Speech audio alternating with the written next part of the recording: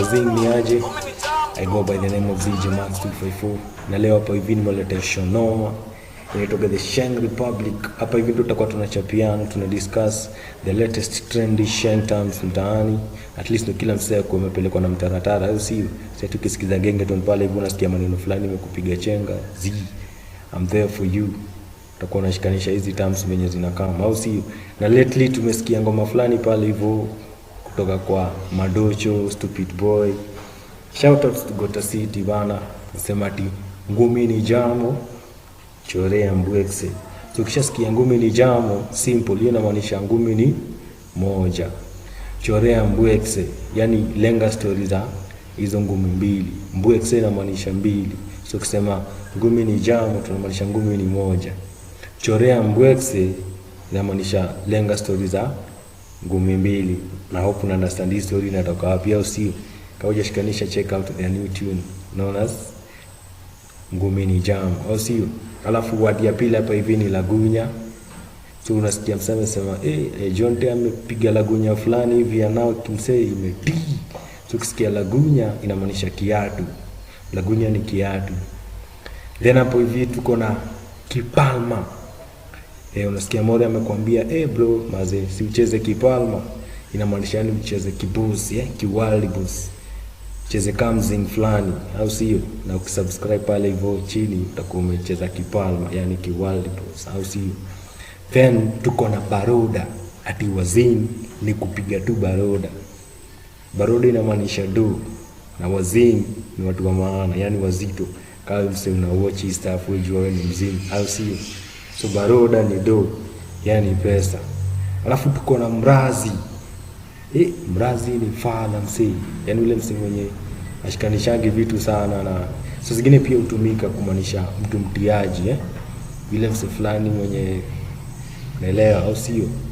Then next tuko na mosheki. Mosheki.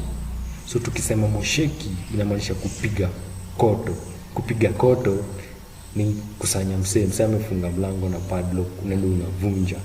So umempiga mosheki, ama umempiga koto. So ndio maana utasikia ati na mandaki zao tunapiga mosheki. Ndaki ni hao. So tukisema mandaki zao tunapiga mosheki inamaanisha tunavunja hao zao na tuwapore, au sio? Hope una get. Another next word nyingine yenye imekuwa tu common especially kwa wangu wa Nairobi ni Kanairo. Kanairo inamaanisha Nairobi. So ukisikia msame sema ati next week naingia Kanairo ni bangaize 1 2 nijue itakuaje. Unajua moyo wako anasema next week anaenda wapi? Nairobi. Kanairo, Nairobi. Alafu tuko na renangwa.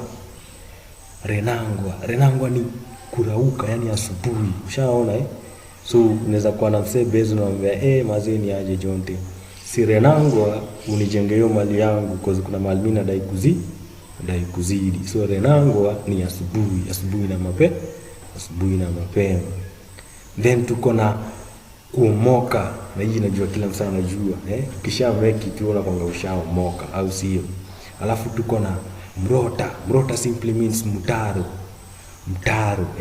so mrota ni kuinvert tu alafu inakuwa mtaro, au sio?